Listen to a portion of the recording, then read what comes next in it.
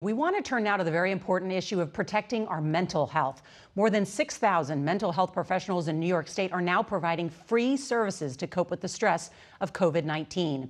Dr. Lucy McBride is an internist here in Washington. Her practice is based on the concept that mental health and physical health are connected. So, Dr. McBride, let's talk about that. How does our mental health affect our physical health? Nora, I'm so glad you're drawing attention to this very important issue.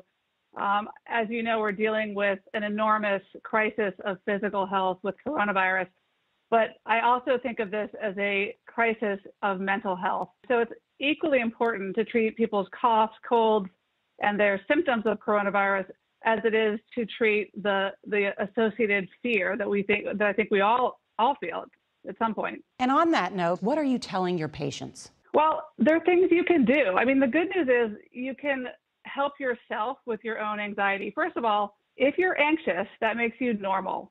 It is normal to be anxious. We are wired as human beings for survival. And so our natural stress hormones are activated when we are faced with a threat. And this is a big threat. This is big.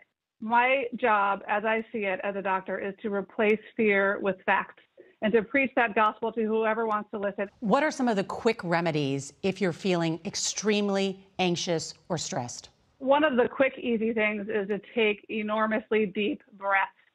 The second thing I'm asking people to do is download a free meditation app on your phone if you have a phone. Meditating helps bring us back to the present moment and helps us calm those stress hormones.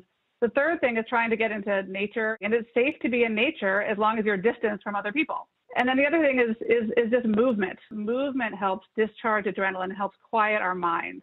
I want to also ask you about stress and substance abuse. What about people who are dealing with addiction? Many of my patients who are dealing with addiction are finding it harder than ever to stay sober or to be sober.